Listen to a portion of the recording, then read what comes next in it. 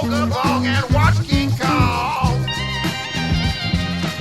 This is Old Movies for Young Stoners, the podcast where we pair cannabis with cult and classic films to enhance your trip through cinema history.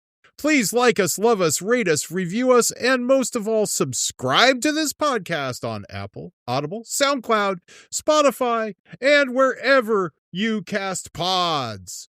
Philena is back, and her partner Sage Porter is joining us, and Sage loves horses. So we're going to explore the subject of animal husbandry with this horse movie double feature that I'm sure everybody will love. Absolutely, everyone will love it. We've got Elizabeth Taylor and Mickey Rooney in the very unstoney National Velvet from 1944. And then because you, the people, demanded it, the great Bobcat Goldthwait is an inept investment banker who gets stock tips from a talking horse voiced by John Candy in 1988's Hot to Trot. And you'll hear it straight from the horse's mouth when we come back on Old Movies for Young Stoners.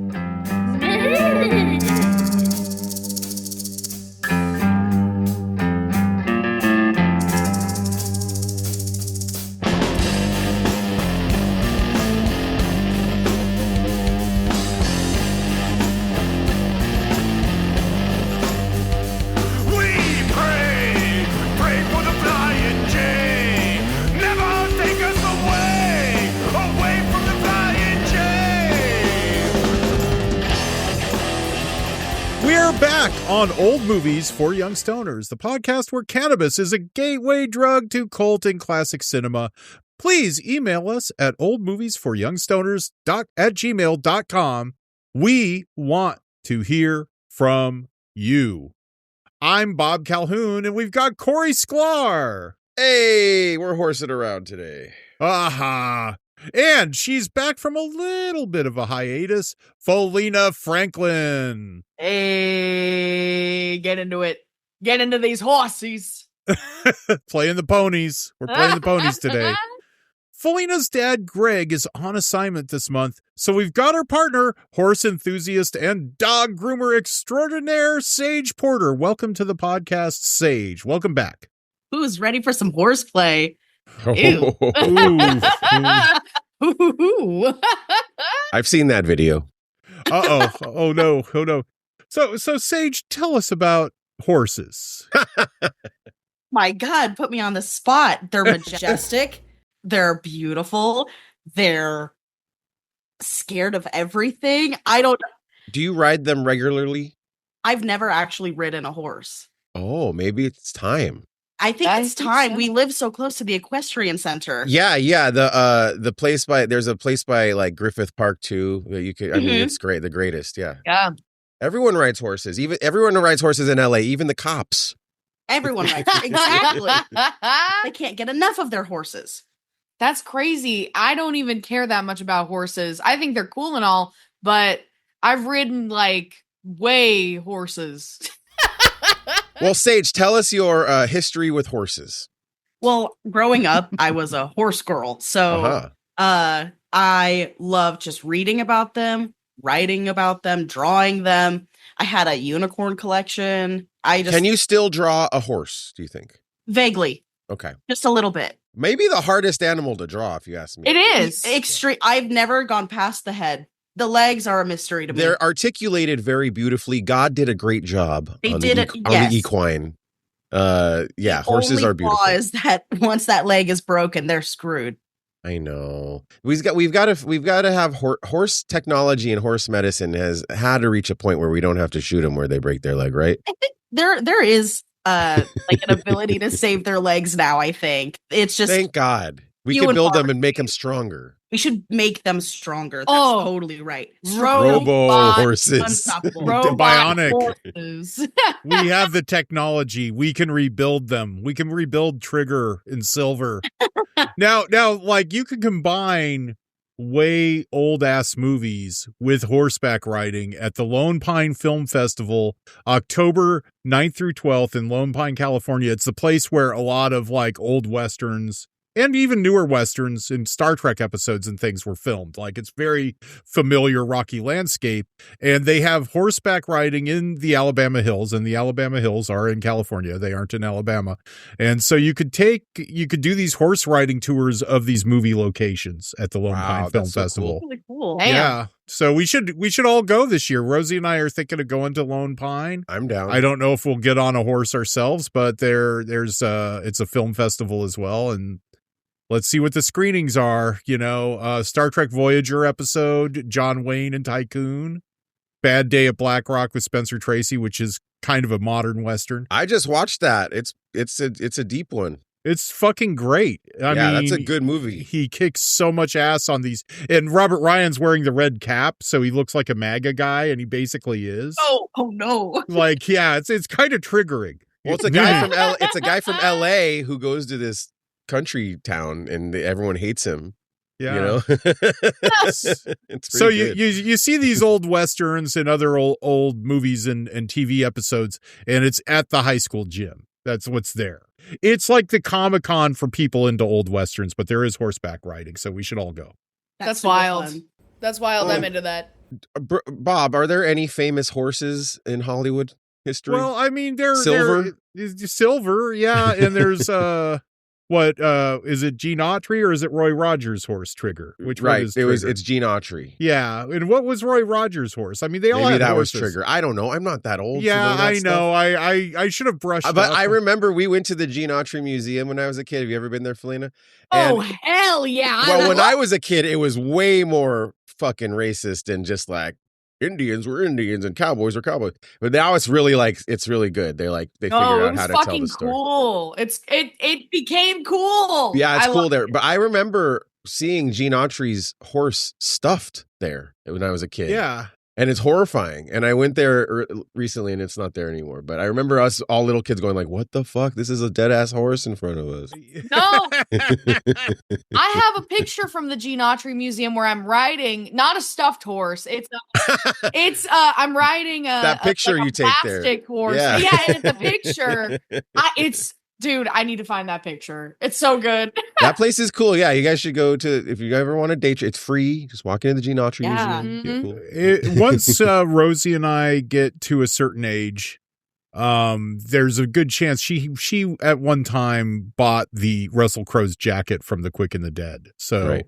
So it's like our plans of that are, if we don't just auction it outright, are to donate it to the Autry.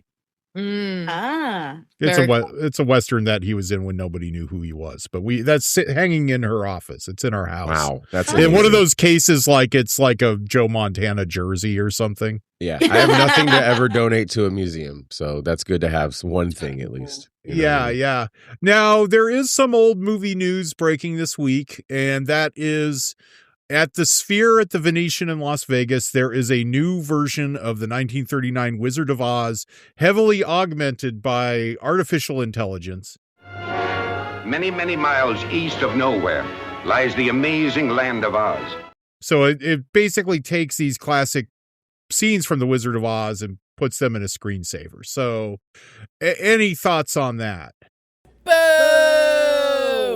Is there enough psilocybin in all of Oakland to get you to go into that?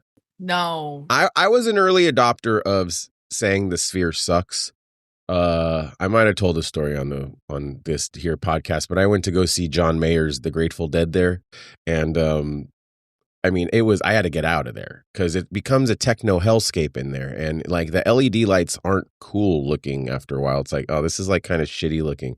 And it's like, I want some fresh air. I want to get out of this techno hellscape. All the Bob Weir solos in the world and wanky John Mayer solos couldn't keep me in the Sphere. And I'm a big Deadhead. I like the Dead. So I didn't like the Sphere when I heard about this Wizard of Oz thing. I heard good things because I know some people who worked on the sound, and they're like, wow, yeah, it's going to be really good. And then last Sunday, Bob, Philena, and Sage, I had my morning tea and watched CBS Sunday Morning Bob, which, it's mandatory in America to watch after you turn 40. You have to watch CBS Sunday Morning or you get arrested. And you're older than me with this, but go continue. And I watched that segment. Ben Mankiewicz hosted this segment. like blowing smoke up the ass of how amazing this is going to be. And you should have seen me watching this segment. I was like jumping out of my couch, like yelling at the TV. And my wife was like, dude, Cory, you have like, why do you have such strong feelings about this? I'm like, this is making me so. I was screaming at the TV. So they AI generated, like, because they have to fill up the sphere with what the rest of the movie sound would look like if it was a 360 movie. But I thought that they were like really going to put a lot of care into it and like film new footage. Mhm. They didn't. They AI generated it all, and they like tried to like fix the perspective so it fits the sphere. So Dorothy's house now looks like it's like a gigantic cavernous mansion, and like, Oh my God. and like, who played the Scarecrow, Bob? You know, The Scarecrow. sorry, it's okay. Roy Bolger. The great Roy Bolger is sitting in the field as the Scarecrow about to do his dance, and the field looks like it's like a football field or something, and they needed to like have movement and actors happening in the other footage because it wouldn't make sense. So they made AI performances of the dead actors.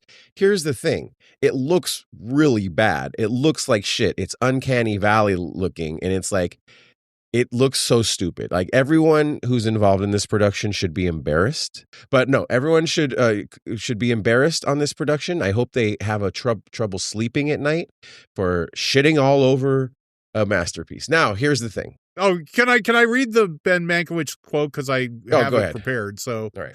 The concerns over AI are real, but it is here. We must accept that. But this is not what our concern should be. The actors are gone. All they're doing now is extending performances to fit a large screen, completing work Victor Fleming and Mervyn LeRoy would have if it had been possible. Every delightful character of L. Frank Baum's classic is now reborn. Which is Bad total take. bullshit because they Bad take. framed the Hey. shots. And this is the face of TCM. He is I've never loved Ben Mankiewicz. Like, he's okay, but he's not amazing. Like, what has he done that's so great besides intro a movie here and there? You know what I mean? Yeah. So I don't care. I could lose him. I'm fine losing him. I'm done with it. Yeah, he was on the Young This fucking Turks. guy with the 3D glasses? Yes. Oh, hell no. I always hated that fucker. And he's a Nepo baby, Philena. The Mankiewicz is? family is a Oh long my history of God. Hollywood It's royalty. worse. Yeah. We've done 2 movies directed by his uncle by accident because that's how prolific they are. It wasn't like it's just kind of like, why is this guy? We haven't done 2 Kurosawa, even 1 Kurosawa movie, but we've done 2 whatever Mankiewicz it was. Well, It's just, the argument could also be made that Wizard of Oz is beyond a cinematic experience. It's a cultural thing, and they're making this like a ride situation. Like if you went to Universal Studios and when you go to the Jurassic Park ride, you're not like, oh, they're shitting all over this movie, but kind of you are. And I don't know, I never liked the Simpsons ride because it was like, well, that's doesn't feel like the Simpsons to me. But Yeah. well, at least it's a ride, and this thing cost $150 to $300 to get in. Yikes. No, Yeah. the Simpsons ride is not a fucking ride. It's a TV screen that you Okay. watch Thank when God, you're thank in this you. like Yeah. rocky Thank little you. thing. Well, No, I've not agree. experienced it, but No, I you like don't have to. I like the shark attacking the tram. That's Thank you. I like Well, big clunky yes. robots. Yeah. yeah, like the dinosaurs are at least also animatronic. You Yeah. know, The Universal Studios sucks because every ride is just a screen, but the studio tour still rocks because Yeah. you got Yep. 100%. you got the shark, you got fucking Earthquake is still there, and that's Yeah. not Yeah. screens, that's Yeah. like real shit. and they fuck up the Montgomery Street BART station. That's right. That's because right. the LA That's exactly Metro it. didn't exist yet, so they fuck up a BART station when they built it. Yeah.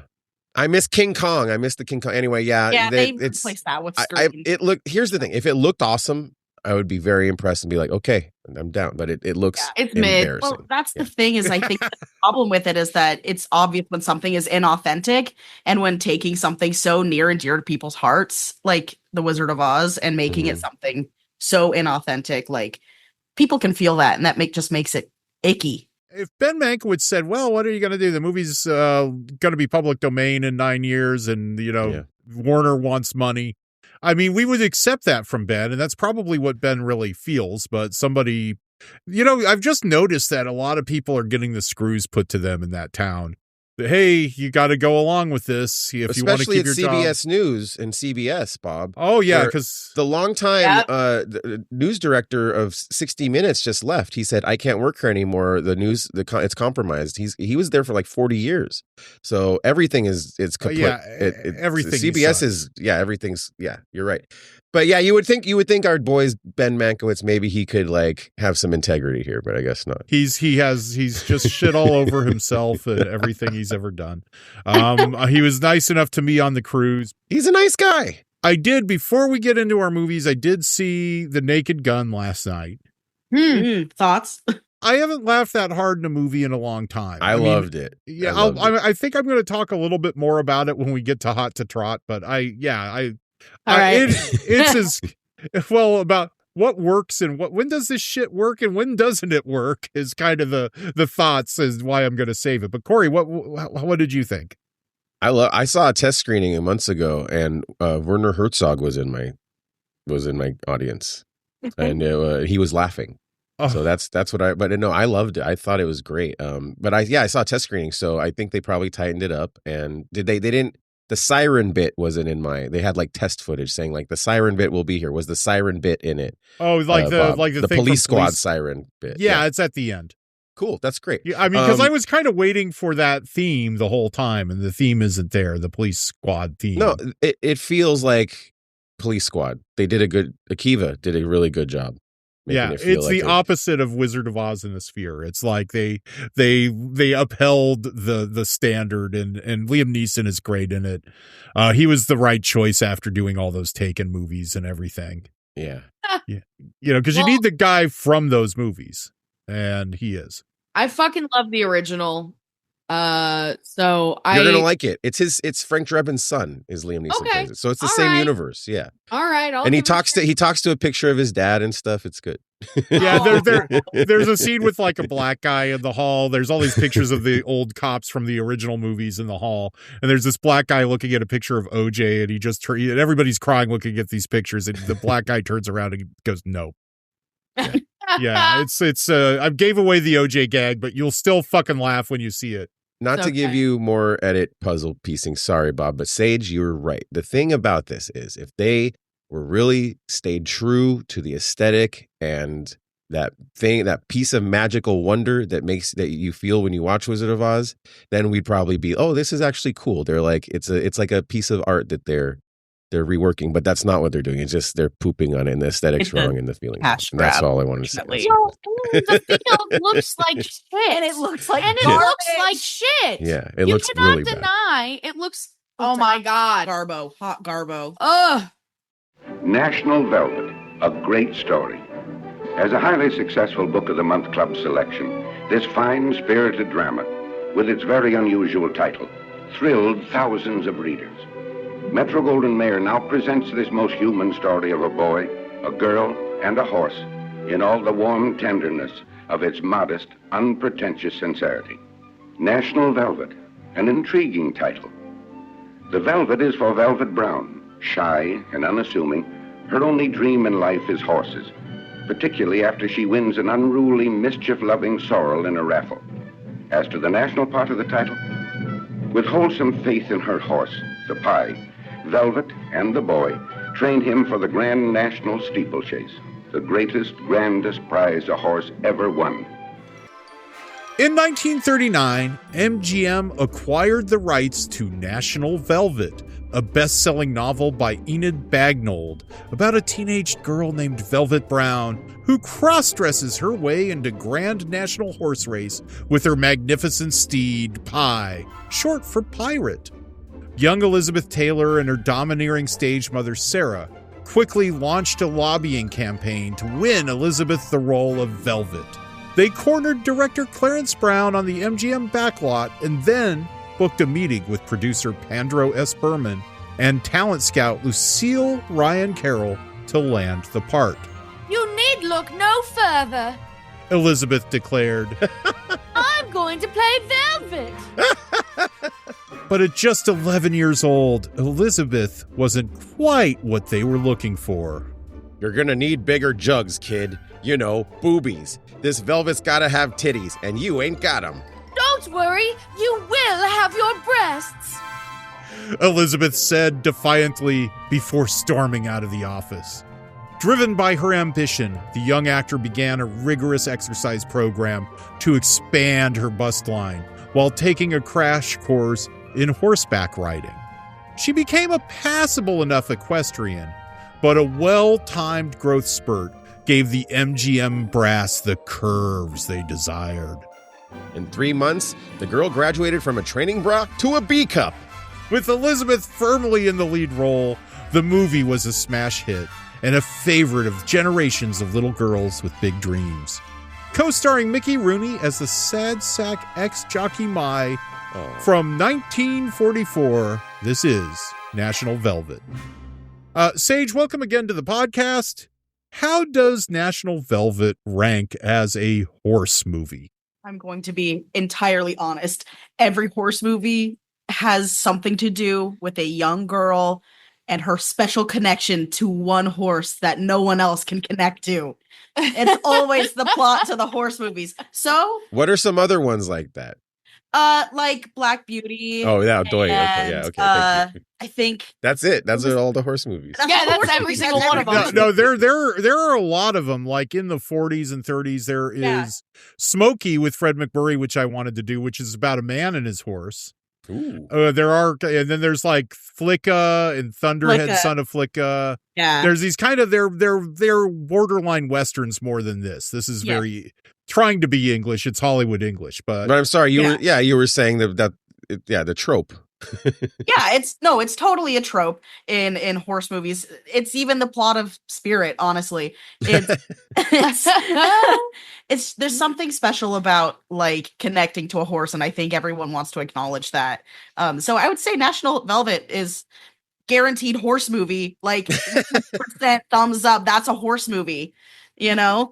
Horse girl approved. Is this the one that started the horse girl movement? I feel like maybe even before this. I feel like, I mean, the horse girls I've met always started with Black Beauty. Like that's where it started. Yeah, I think the book. Yeah. I don't remember when the book came out, so you could. they push it on you when you're in the kid at the Troll Book Club every month, where you get the little pamphlet and you fill out what books you want. Mm-hmm. Oh yeah, they really push. I had a few copies of different Black Beauty books. Have you ever had a magical connection to just one horse? I sure did, and I think I talked about it on this podcast. Oh yeah, okay. And so is this a relatable? Is Velvet? First of all, what are these names? Velvet, Pie, and is Velvet and Pie? It's like a group of gay individuals and their strange names. It really connects to my heart. Also because I really related to Velvet specifically as a former horse girl and now a horse boy girl. Yeah, horse. It was just really nice to see exactly what I was like at like 10 years old. It's like looking in a mirror. I was like, oh my God, I could be her. So Philena, there's this one scene in the movie that I'm like, don't fucking talk to me about it. I know exactly which one. Yeah. Is this movie an Elizabeth Taylor pedo thirst trap? Yeah, a little weird. That little part, they did not need that. She doesn't need to have a fainting condition at all. But like, girl, what is the point of that? You guys are talking about the part, obviously, where Mickey Rooney puts a bunch of raw meat on the ground, right? No? Okay, never mind. No, the part where she's in the bed and she's got her legs in the stirrups and she's on the bed bouncing around like she's riding the horse. Pumping. She's like riding the horse on her bed. I didn't think that but you guys, okay, it shows where you're coming from. It was just a little weird. It was the way she was saying like, easy Pie. Like she was talking to the horse like, all right. I feel dirty watching that scene. I felt really gross. It was like we did not need this. I kind of went. No, exactly. Well, not only is there, I mean, I'm sorry to jump right to it, but this movie is tainted not only with exploitation of young actors, but also horse exploitation. Yeah. And horse brutality. There's horse brutality throughout this film. Yeah. It would be a PETA nightmare today. Yeah. Wouldn't you say, Bob? Yeah, well, going back to the gross sexy scene, though, I do want to say, Okay, let's hear I it. believe that is where furries come from. I have What? a different theory. Yeah, furries I come from that scene. That scene Okay. begat furries. Okay, joke I didn't don't think land. I don't think so, Bob. Okay, No, joke furries did- were invented from the movie Animal Olympics, made by the Yes! people that, yes, Oh, yes. the people that made Tron. Yeah, Yes. Yeah, but yeah, there's a horse exploitation. I will say that there's a lot of movies with amazing horse stuff. A lot of Yeah. Westerns, especially. But I was programming it like there is the Jesse James movie with Tyrone Power, and it's this great action-packed Western, but I mean, they beat the shit out of those horses. I mean, horses are going through plate glass windows and tumbling down hills and crevices and things, and it's amazing to watch, but it, when you step away from it, you go, they fucked these animals up for this. And maybe the people too, but the people knew what they were doing. So at least on some level, but yeah, so it's like, okay, I can't do this Western because I don't think Sage and Philena want to watch horses be fucked up any more than they are in these horse girl movies. But And I thank you heavily for that. yeah. Yeah.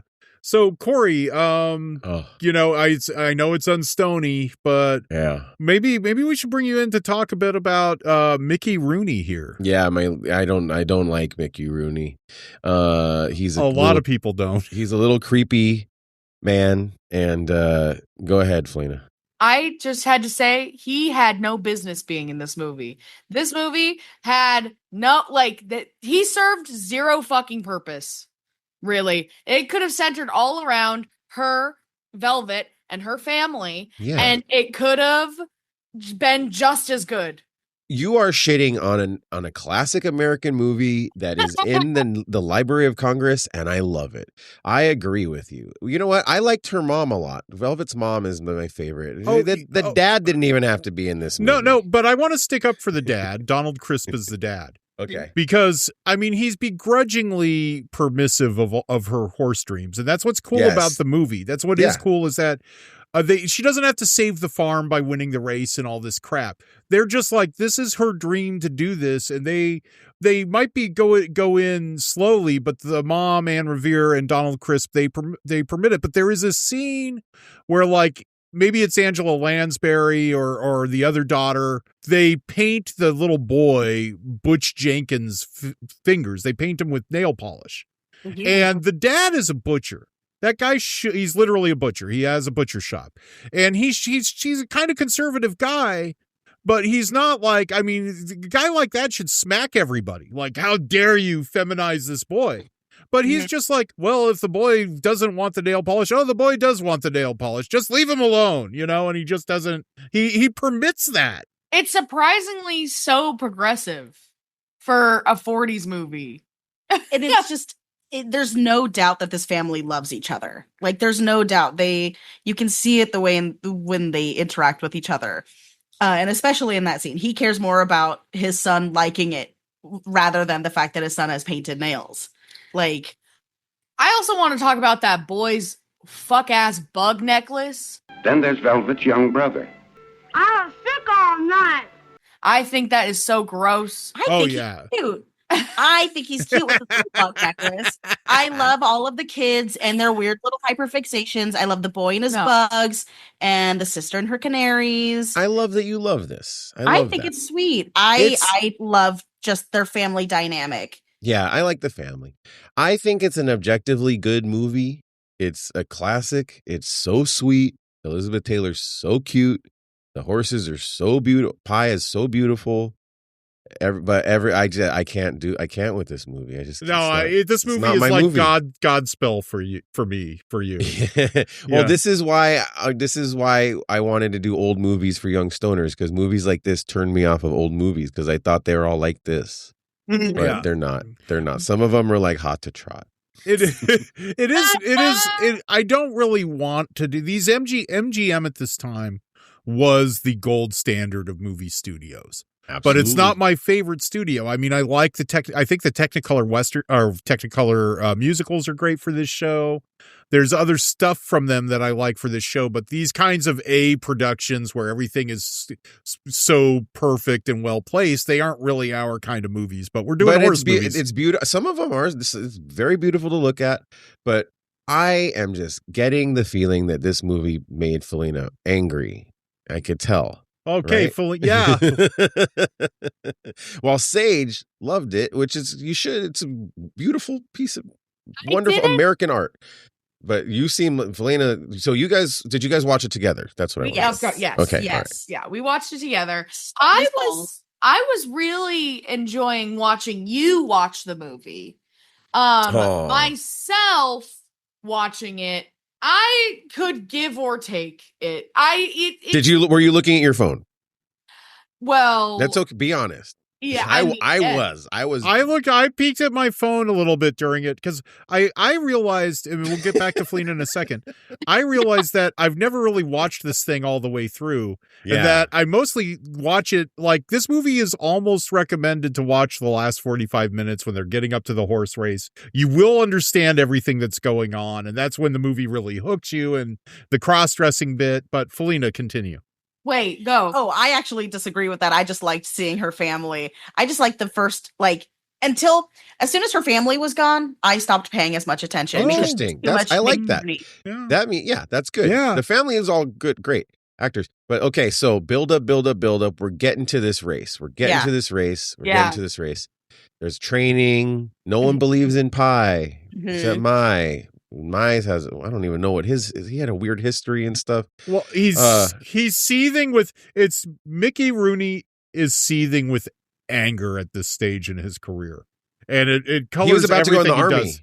But he just has before he went to World War II, right? Yeah, he was about to be drafted. He was just about to be sent off to World War II. I wish it was sooner. Yeah. I wish they took him before he made this. Yeah.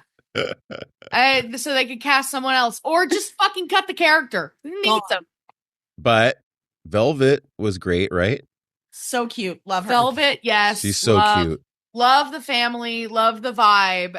But he was so pointless. And then can I be so honest? Who gives pie? Who gives a fuck? Who cares? The horse? I don't think he's that cool looking. They could have given Pie more personality. Yeah.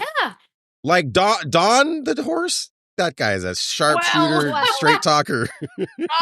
We'll get to Don. We'll talk about Don later. But Spirit, I you mean, see the personality. But you're right. I see. Yeah, Pie was just kind of a horse. Yeah. I want to know Pie's backstory. I want to know why he calls him a murderous pirate. Right. There's a lore to Pie that we don't know. Did he kill someone? He must have ate a human man. He must have. He called him evil, satanic, and murderous. It says the devil's Jesus. in him. He said the devil was in him. What the fuck did this horse do? The goat of Mendes. The devil himself. But maybe it was just a crazy religious the horse person. steal his wife? Yeah. I've seen that movie. Killed his dog. I don't know. Did something evil, I guess. All he did was jump a fence, man. Yeah, I jumped a fence. That Mickey Rooney's there to measure it. All right, we're training for this race. And so reliably, too. Yeah. And with a string that he knows. He's like, this is like 2 feet. Yeah. There's the horse movie, the girl with the horse movie trope. But because of Mickey Rooney, it also drags in the circus movie trope. Like if you watch any circus movies like Trapeze, there's the guy or boxing, like in The Quiet Man with John Wayne. There's a guy who is a boxer or a trapeze artist and somebody died during their competition or performance.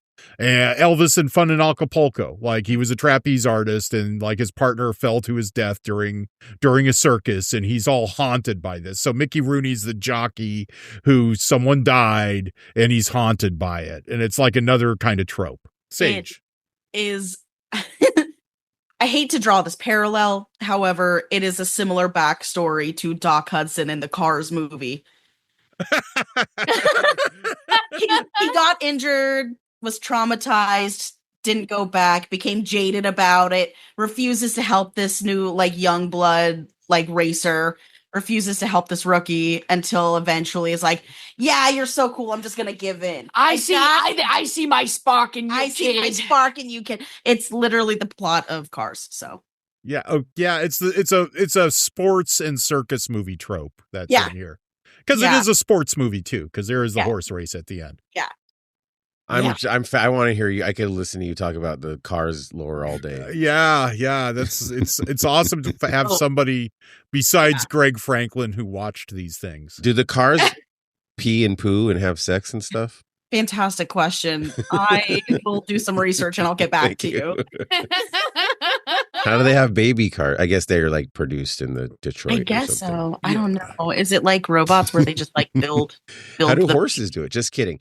Okay, well, I want to hear. We get to the race now, you guys. Yeah. This is the big centerpiece of the film. And there might be spoilers here, but we can't really, you know that it's from 44. Yeah. It's like, guys, like usually there's happy endings. That's literally over 100 years ago. By the way, Black Beauty was published in 1877, and the first film version was 1917. So there's a 21, there's a 46 version, probably origins.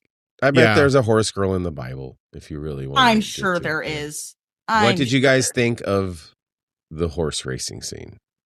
The steeple challenge or whatever. I personally love like old set pieces. So seeing the way that they had the film behind her while she's on this fake horse running next to the. I like that. Yeah. I think that's fantastic. This is the worst stunt double in history, right? I got it. The person who's this is supposed to be a grown ass woman. This is a grown woman. It was a man. It was. Yeah. It was a jockey, a little. Elizabeth Taylor broke her back. Well, that's what she said, but the fall that is cited, there's like some controversy around this. Yeah. The fall that was cited was that stuntman. But then later it was like her justification for her taking some medication. The fall that it's on camera, you guys. You can see it's clearly me falling. It's like actually the studio notes say that was Steve that day.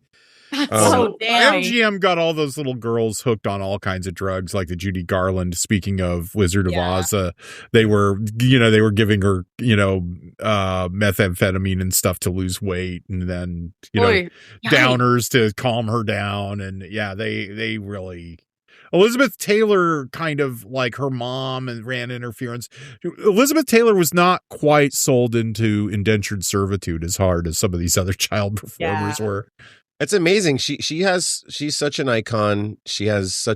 What a legend. And so, I've never really paid attention to this performance before. Because like you said, Bob, this movie was always just like wallpaper. It was on TV like every week in LA on the Channel 5 KTLA Family Film Festivals. Was it the guy with the film projector? Hosted by Tom Hatton. Yeah, that guy. And this movie was on all the time. So it was like you said, I've never seen it all the way through. But so I really took notice of, she's such a star in this movie. So it's interesting that she didn't get sold into indentured servitude, because I'm sure she was a huge star after this movie, right? Oh, this is really what launched her. Yeah, she became one of MGM's biggest stars, and amazing performer, iconic performer, as you said, actor. But, she's kind of like Elvis to me in a way, where it's like the most awesome thing ever, but you always feel there's unmet potential still. Mm-hmm. Sometimes I even feel that way about Steven Spielberg. Like somehow there's something missing. Like it's so big and great, but there's that extra piece. I can't put my finger on it with Elizabeth Taylor. But you see her in Who's Afraid of Virginia Woolf, and even that some movie. Of these other movies. That's like her best performance in Nuanced, but it's still you're right. There's like something. It's Tom Cruise. As great as it is. Yeah. As great as it is, there's this. I can't figure out what it is, but it's like she's missing a bit of humanity, and that was probably taken away from being a child actor. Something, but it's also what made her great. Yeah. She is she's definitely the standard of straight woman with lots of gay friends. She always had, and when she wore Judy was too. When she wore the ribbon, what was it, the red ribbon for AIDS awareness in the 80s, like everything has a fucking ribbon now. But when she did that, it was like, oh, I can't believe you're supporting these queers. And she took heat for it. And she was like, chewing out the Reagans for not doing more for AIDS. Yeah. And for all her friends Rock Hudson. died. All her friends died. It really affected her. It fucked her up. And a lot of their friends died. Rock Hudson was their friend, but they totally turned their back on him when he came out that he had AIDS. So yeah, it was, and they knew he was gay. They knew he was gay in the 50s, and they knew it. They kind of tried to make her a punchline by the time I was like a kid. SNL was making fun of her and stuff. And because she had a fucking crazy life, man. Yeah. And you remember at the end of her life, I don't know if you guys remember Sage Philena, maybe you're too young, but she like married a construction worker that was working at her house, and he's just like this hot dude with a mullet and jeans, and she's like, I'm marrying this guy. And remember when that happened? Yeah. That was really funny. Oh my God. You go, Elizabeth Taylor. And she was old. She was really old at that time. I know. Now I'm getting old enough where Get it. Yeah.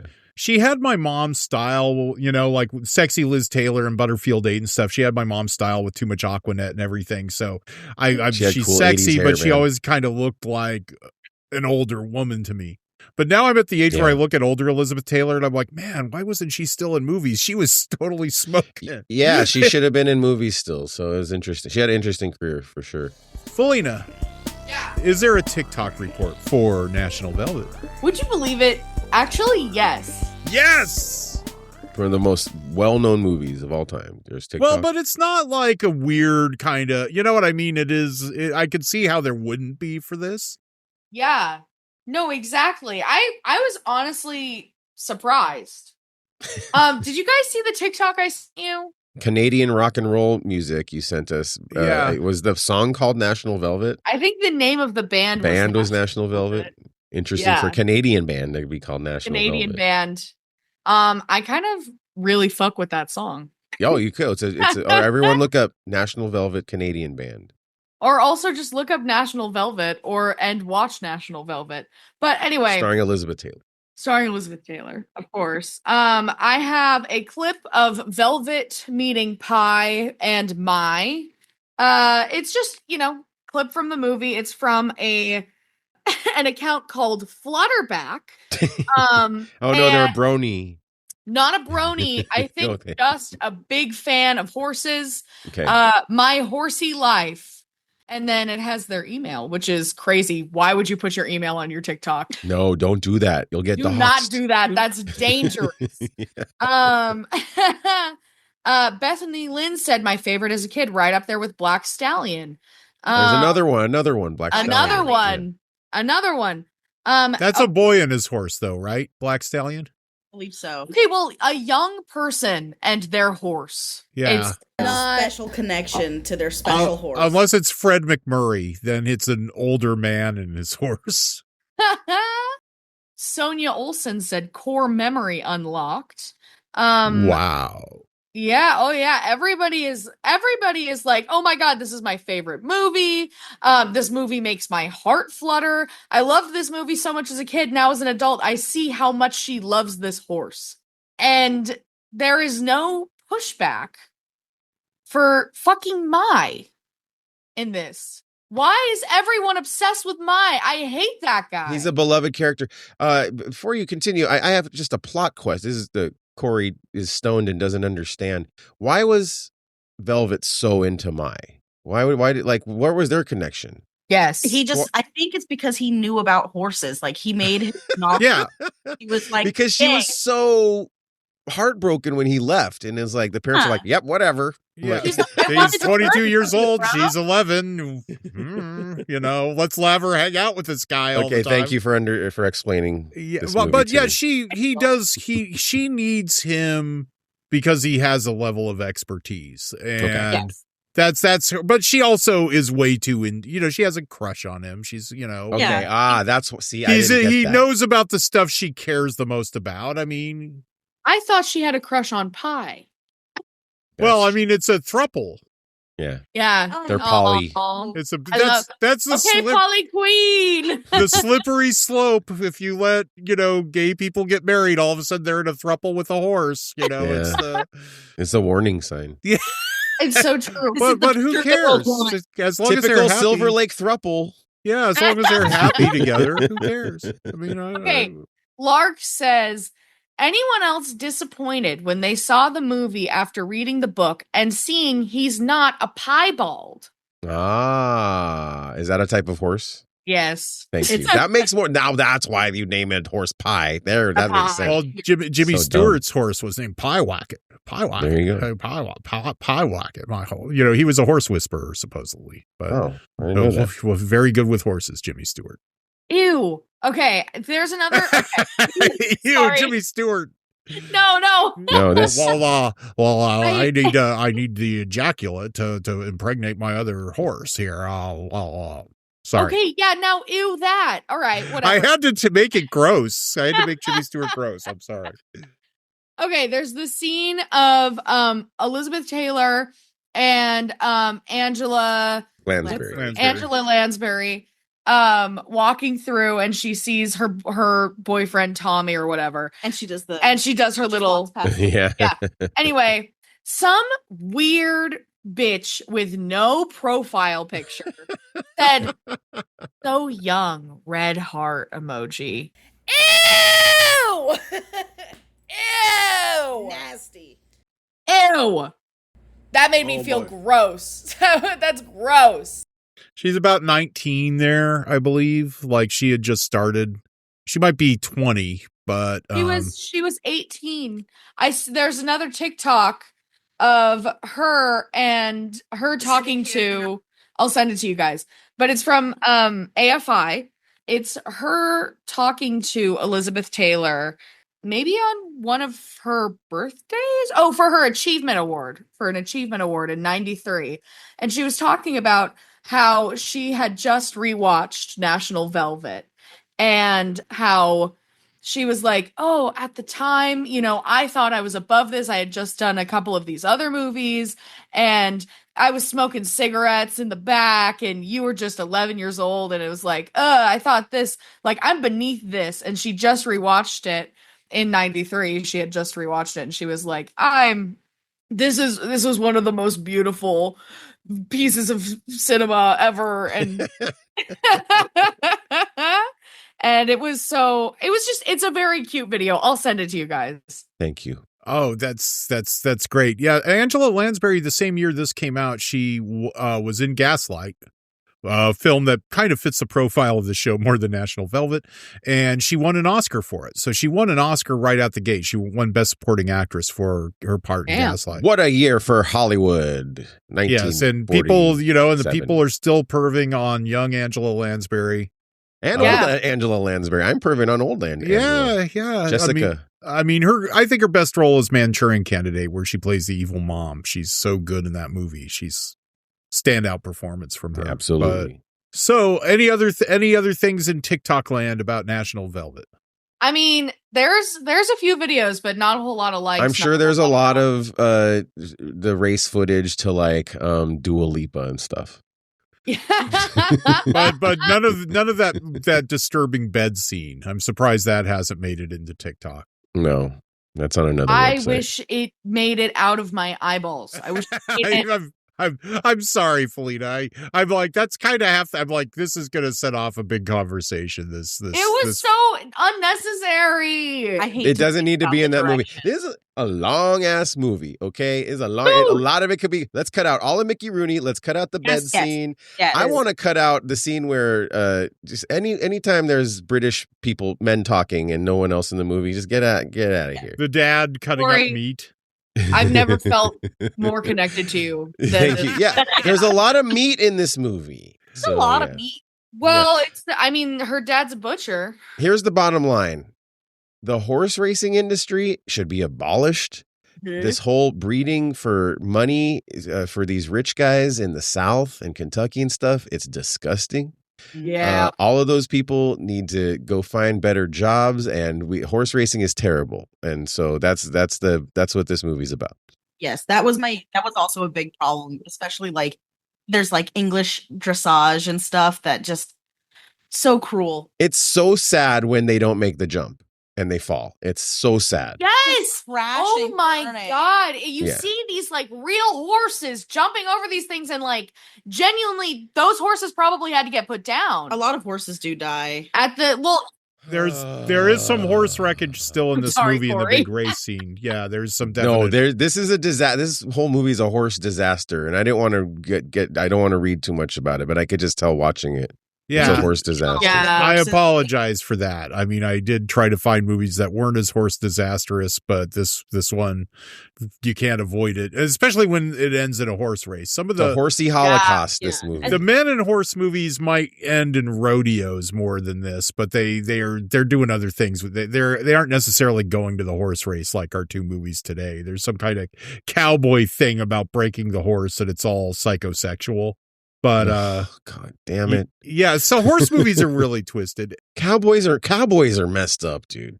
Okay. Just kidding. Philena, Weed Rex, Sage Weed Rex. What did you two smoke for National Velvet? We've been smoking this for a little bit. For quite a few weed runs.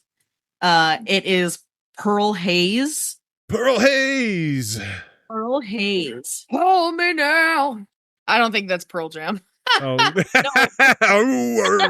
that was Metallica. I'm sorry. I can do James Hetfield grunts more than Eddie Vedder grunts. Pearl Haze. I have to pull up Leafly, Yeah. of course. Pearl Haze is a sativa dominant strain known for its bright, uplifting effects and a sweet, earthy aroma with hints of tropical fruit. It delivers a swift boost in energy and creativity, making it perfect for artistic endeavors or social gatherings. Users appreciate Pearl Haze for its ability to enhance mood and focus without overwhelming sedation, ideal for those looking to stay active and engaged throughout the day. It is perfect for watching a movie that is 2.5 hours long. About horses. It's about only two hours horses. and 5 minutes, but it feels long. It does feel long. Like yes. 2.5. Yes, Oh, it can God. feel that long. It takes so long before we even see a horse. It's so, oh yeah, yeah. Also, wait, I have one more thing to say. Let's get it. Get it out of here. This bitch already had a horse. Yeah, Yeah. greedy. Greedy. She wants this horse. She already has a horse. She didn't have the same connection. It's like, you know. She likes the bad boys. Okay, but I want this horse. Mommy, I want this horse. with their mid-Atlantic accent. Yeah, exactly. Bobcat Goldthwait is Velvet. Oh, I want that horse. Well, we're gonna get to that. Yeah. Cory, weed. What weed got you through the 2 hours and 5 minutes, 125 minutes of National Velvet? I don't think this is a not stony movie. You can watch it but I just need weed throughout the day. Why not try unicorn poop? Oh, unicorns are a horse with a horn on the front of their head. Unicorn poop is a hybrid weed strain made from cross of GMO cookies and Sophisticated Lady. It comes from the breeder Thug Pug from SoCal. Sophisticated Lady is a rare ghost OG and Grateful Breath. Look for unicorn anything. It's a strain going around right now. Unicorn piss it comes from, and I love unicorn piss. It's everywhere. He Look loves at this. the piss. He's always doing cat piss and unicorn piss. This is unicorn piss vape right here. Actually. Oh yeah, awesome. What's the producer again? I don't remember, but where I live now, you have to put marijuana really big on the vape. See, it's so silly. Marijuana. What was that song? yeah. That movie's gonna come up in the next movie discussion as well. It will? Oh yeah. Arnold's Wrecking Co? Yeah, Arnold's Wrecking Company. No. Having flashbacks to Arnold's Wrecking Co. So National Velvet is currently streaming on Tubi, and you could rent it on Prime. And it will be on TCM on Saturday, August 9th at friggin' 3 a.m. Pacific for Liz Taylor Day as part of their Summer Under the Stars series, when they show lots of movies like National Velvet instead of the Bomba the Jungle Boy crap we really want. Fuck Summer Under the Stars, goddammit. I want my Noir Alley back. Yeah. You can't be a broker. I got a big deal cooking right now on the burner. Who in the right mind would give you their money? Fred Cheney's going through hard times. Get him out of here, Osborne. I don't care what it takes. But he's about to get some badly needed help. Fred, We've got to talk. Straight from the horse's mouth. Ah, jeez, don't scream like that. A wop bop loop bop lamb bam.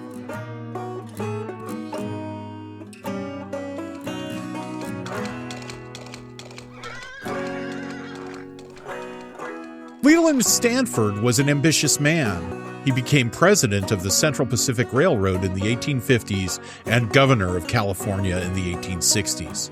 In the 1880s, he was elected to the U.S. Senate and founded the university that still bears his name. But in the 1870s, he just wanted to win a bet. Stanford believed that the horse lifted all of its hooves off the ground when it was at a full gallop. To prove this, he enlisted the aid of the famous photographer and acquitted murderer, Edward Muybridge. On June 19, 1878, Muybridge lined Stanford's private track in Palo Alto with 12 cameras equipped with stereoscopic lenses and photographed the horse Sally Gardner as she ran past them at 40 miles per hour. The pictures proved that Stanford was right. He won his bet. But this series of stills was a much bigger deal than any railroad magnate's wager. Muybridge realized that when you flipped through the photos in rapid succession, you could see the horse in motion. So the horse in motion became the first motion picture. And then 100 years after Leland Stanford's bet on the ponies led to the birth of cinema, Bobcat Goldthwait plays a fucked up stockbroker who gets investment advice from a talking horse voiced by John Candy.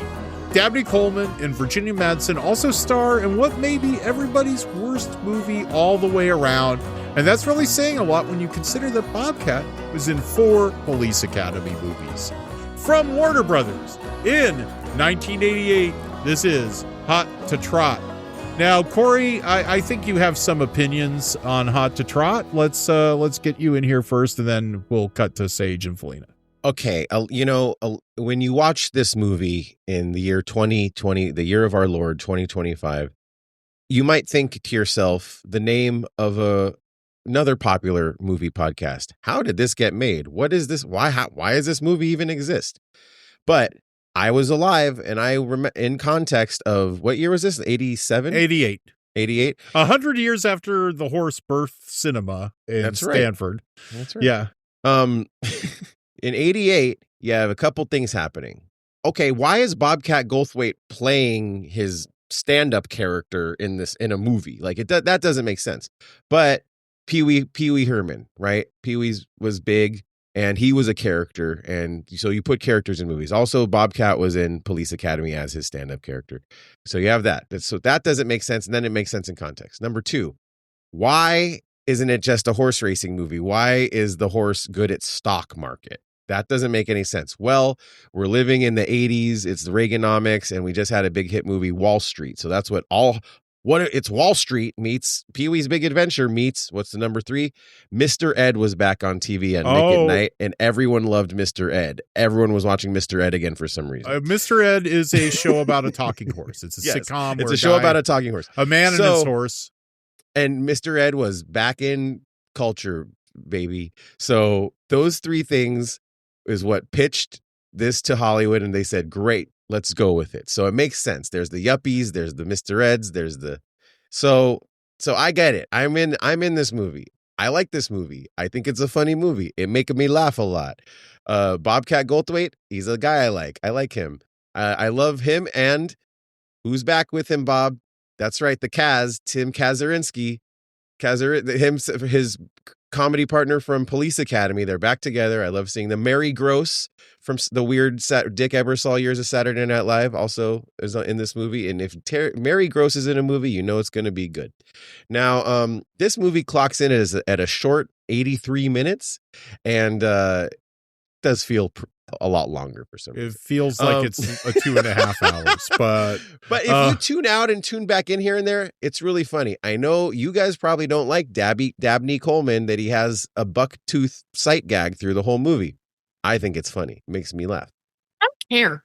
Honestly, I don't care. It's funny. Let me tell you why. It is. Every fucking man in this movie is incompetent, irresponsible, that's funny, and ugly.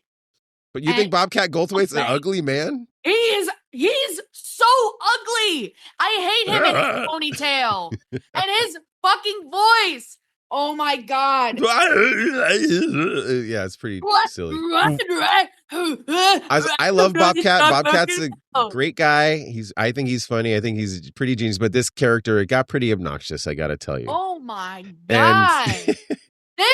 My God, this felt way longer than National Velvet, dude. It did? I had to watch it in 2 parts. I had to split it. We had to split it up. We could not take, after fucking 30 minutes of it, I was like, I cannot take this. Sage. 30 minutes in, it was, hey, how much longer do we have? Sage, I want to hear what you think about John Candy as Don the Talking Horse.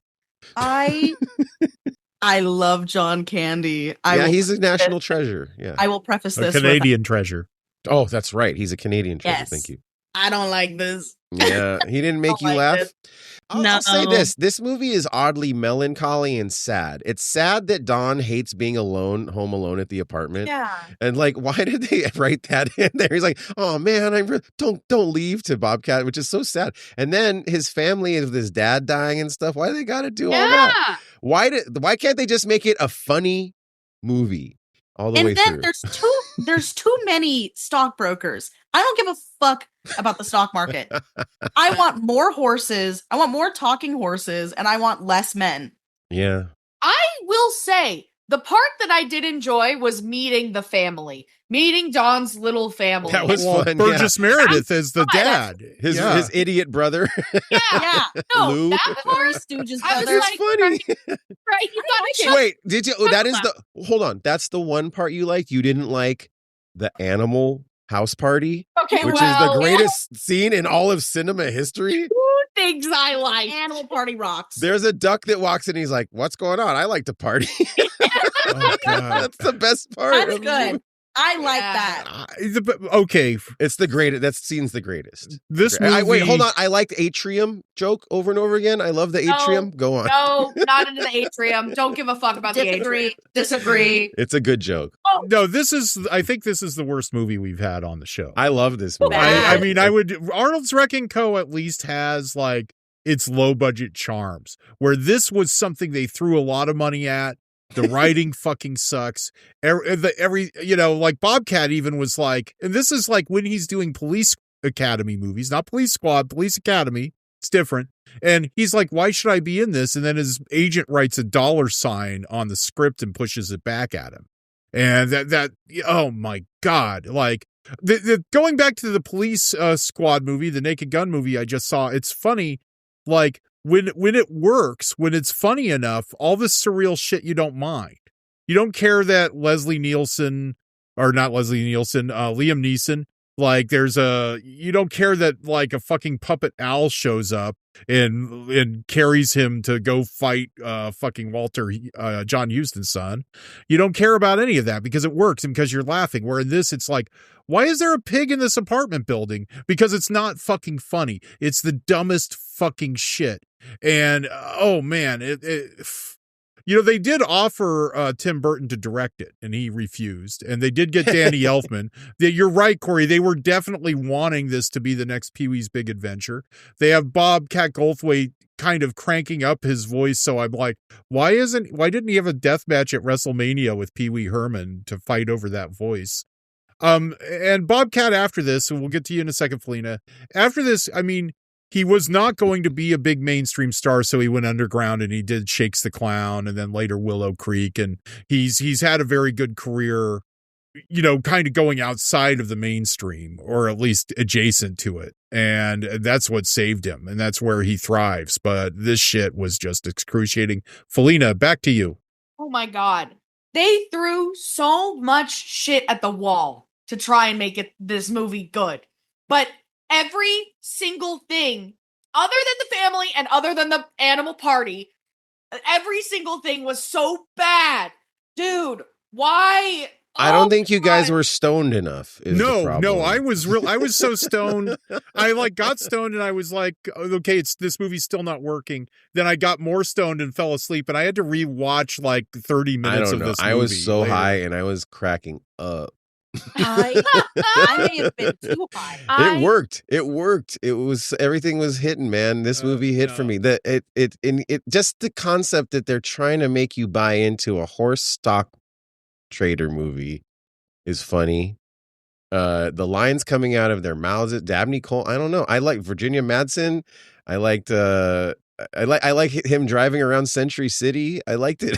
This is like Virginia Madsen. Like she looks great in this movie. She is the woman that like she's Hollywood ugly because she's way above Bobcat Goldthwait or this is a role she does because she does this in Sideways with Giamatti where she's like, okay, we don't want like somebody way too hot for them, but she's still way too hot for them. But we think the audience will believe that these kind of ugly dudes can attain her. And that's been her niche. I think that Bobcat looks cool in this movie in his like baggy, in his cool suits and his sneakers. I don't know. And I was like, damn, Bobcat looks good in this movie. No, dude, no. No, he does not. Okay. I mean, it's. Like Leslie Nielsen king. in Naked Gun is reincarnated as an owl, and in this movie, Burgess Meredith is reincarnated as a horsefly. And Burgess works hard to fucking save this movie at the end, and that is the only thing. Oh, at least Burgess Meredith actually, came Gilbert back. Gottfried works hard at the end of this movie. So And I'm telling you, the cast is good.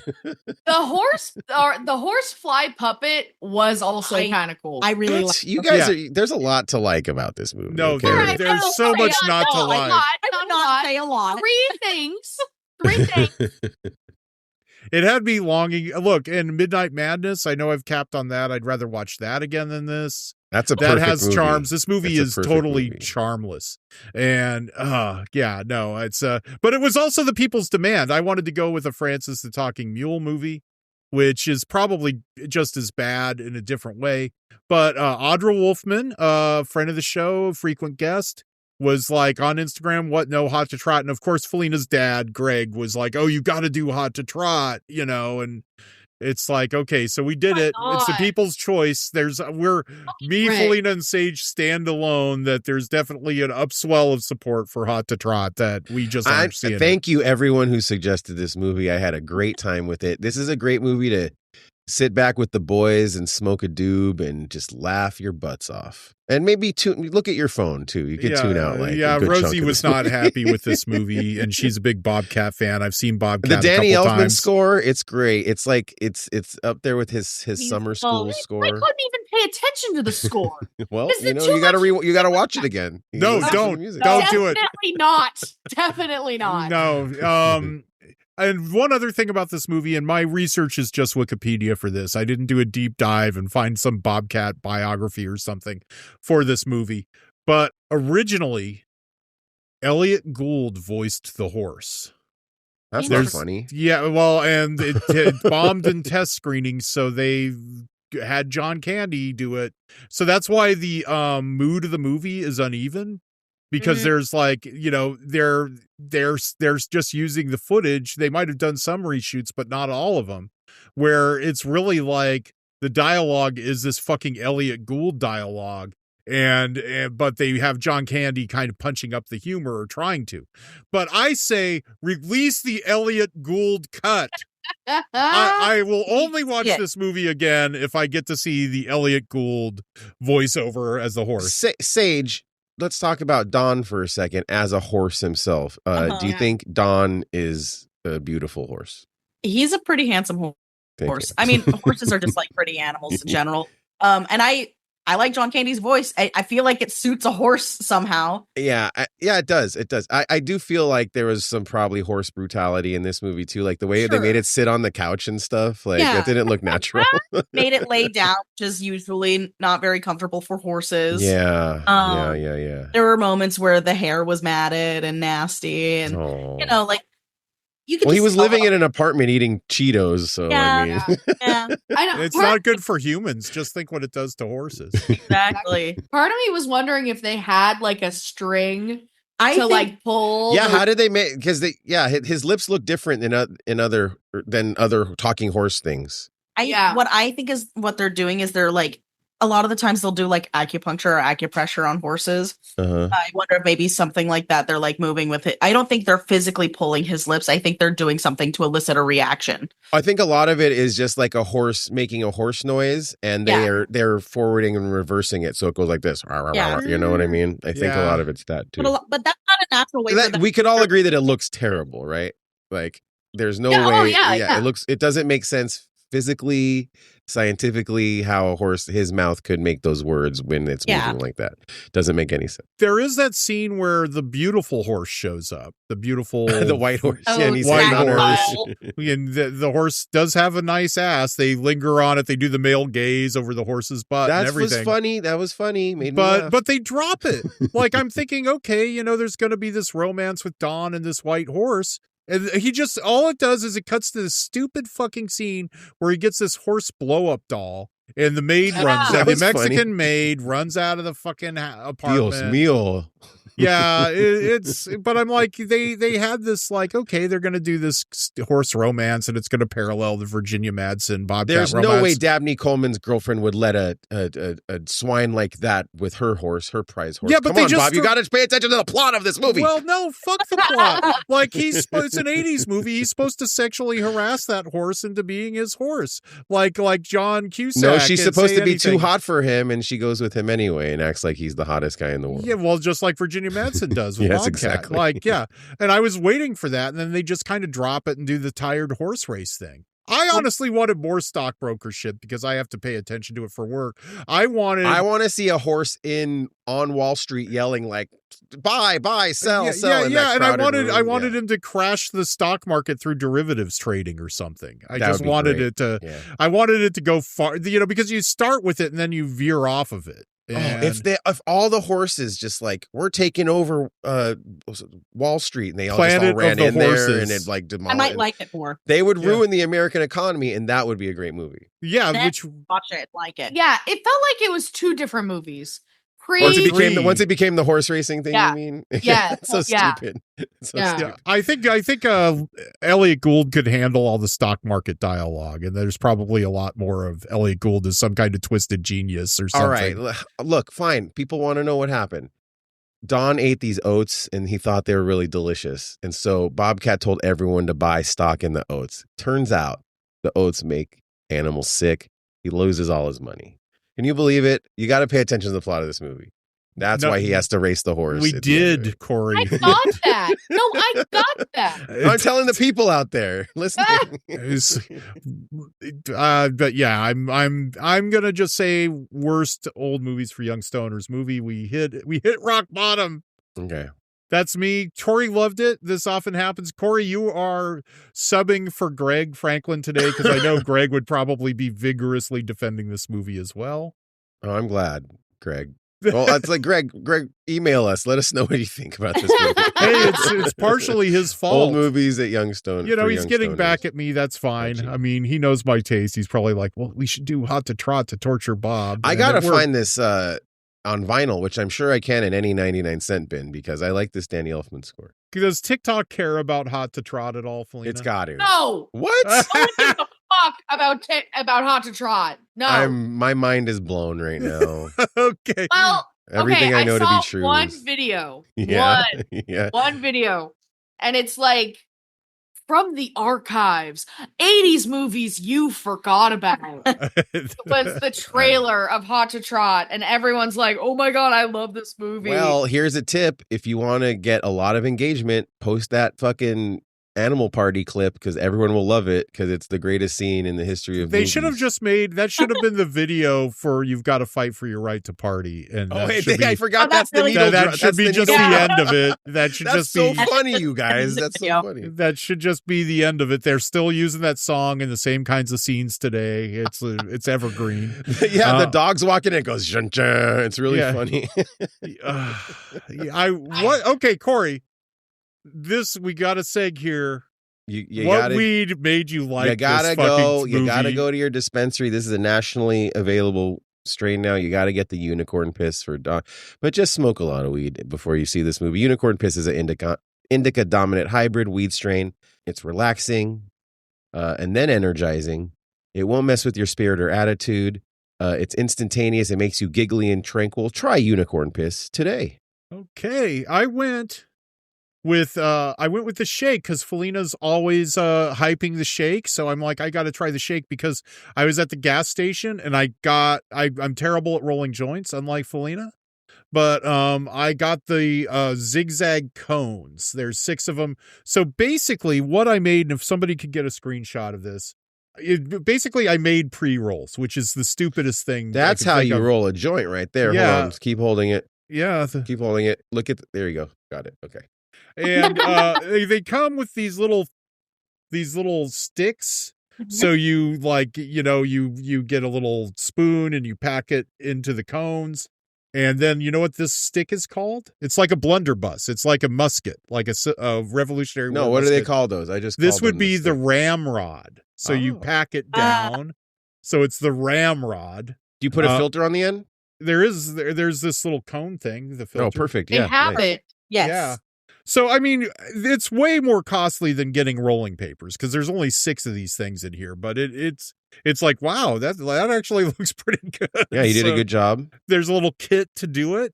I do like the shake too as well because it's easier to pack a bowl. It's like pipe tobacco where you just put the fucking pipe in this thing and you have it. It gets you the highest. It has the highest concentration of the crystals. Like, come on. It is. Yeah, because I mean, shake has the reputation to my generation of it's just something that kind of it's the leavings, it's the dregs. Yeah. Where this is industrial, we have industrial shake now, and as Phelena's pointed out over and over again on the show, credit where credit is due, it is a different thing than the old school 70s, 80s, 90s shake. It's a whole different kind of experience. What I smoked was apples and banana from Urban Leaf. It's a hybrid weed strain, indica dominant. It's from a genetic cross between Blue Power and Gelati. Not gelato, but gelati. According to Leafly, once again, thank you, Leafly, its effects include happiness, euphoria, and feeling uplifted. Medical marijuana patients often choose apples and bananas when dealing with symptoms associated with anxiety, depression, and stress. And I can attest to this. When I've smoked it watching the Giants lose, it's really helped my mood, helped me get through the losing streak. Its dominant terpene is myrcene, and that's found in hops and is responsible for the peppery, spicy, balsam fragrance in beer. And it's also expressed in lemongrass, which has been used in traditional folk medicine for centuries. So the myrcene, it is a bit skunky, so I do have to smoke it outside because I don't want my house smelling like a college dorm room. But it's been great, but it just still didn't get me through Hot to Trot. And in fact, I need to hit more weed, and then it put me to sleep. And I had to watch like a half hour of Hot to Trot last night, like totally unstoned, just to I missed it all the way straight. National Velvet I had to break up. I don't blame you on that. I mean, National Velvet is not like, guys, National Velvet is not like, oh, this is one of the classics, we have to watch this. It is a classic horse movie, though. And, yes, it is. And Philena, my hunch that you would definitely have some things to say about it was right. So it was more programmed for Philena to hate watch. I apologize for this, but it worked. And anyway, Hot to Trot is currently streaming. Or do you have a different weed rec, Philena? Oh, we were just saying you have your ramrod. We used to get cones because we didn't know how to roll joints.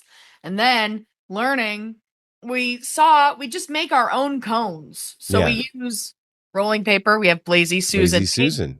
Oh, very good design. Rolling paper. King size, and we use a crochet hook to our ramrod. Awesome. As our ramrod. As the ramrod. Mm-hmm. Yes, that's what it's called in a blunderbuss and a musket. Oh, and a tray and our tray. Yeah. I gotta find a double gatefold album. I've just been using the paper bag that came from the dispensary here. So, and I've been using a plastic knife as. Yeah, it's working. It works, but I need to upgrade. I didn't really think it through. It was a gas station purchase when I was buying gas and lotto tickets. I'm like, give me the cones. We should all smoke out of an apple next movie. Oh yeah. Yeah. I don't know how to do that. Well, you just Let's learn. Once you learn, it's the greatest. Yeah. thing in the Okay, world. Corey. We need to do a video of you doing that, and we'll post it on the thing, and it'll get like thousands of views while our you episodes take a big get pen, like you go, 50. yeah. So Yeah, our regular episodes get like 50 views, and this will get like 10,000 views if we do this. Hell yeah. Yeah. Well, if you put the animal party from Hot to Trot on socials, we'll get like all the views. Okay, Hot to Trot is currently streaming on Tubi, your number one source for horse movies. When you want to put on a horse movie, tune in to Tubi. Yeah, Tubi's the best. Sage, thanks so much for joining us again. We want to have you back on the podcast. I know you're a dog groomer. Can you tell us about dog grooming a bit before you go? And if you have any shout out to your business, please do it now. I love dogs. I love dog grooming. It's like my whole life. So very passionate about it. Love taking care of people's pets. Oh. Yeah. And if you are in the Van Nuys area. Hey, Nate, what's up? Yes. Hit me up. I'll groom your dog. Yeah. PetSmart Van Nuys. PetSmart Van Nuys. Please come back and let's watch some dog movies next. Yes, Attack Not of the Killer Cujo. Shrews. I don't want to see Cujo though. Attack of the Killer Shrews, where they dress up a bunch of collies as shrews. That's definitely the You know, I feature. think one of the best actors, Bob, is that dog at the beginning of John Carpenter's The Thing. That dog is so good. There's some great dog actors. I mean, dogs we are talked good about actors. we They talked got about the face, Terry. the motion in the face. Terry, right? Yeah. Terry from The Wizard of Oz, who's probably looks like utter CGI crap now, even though it's one of the best performances It, like, in flies. film history. Yeah. So thank you again. You know, I don't know what the fuck is going to be our next episode. I haven't really It's the thought Cory apocalypse, baby. I get to. Okay, yeah. After making you watch National Season Velvet, 5 Superstar was the Cory apocalypse.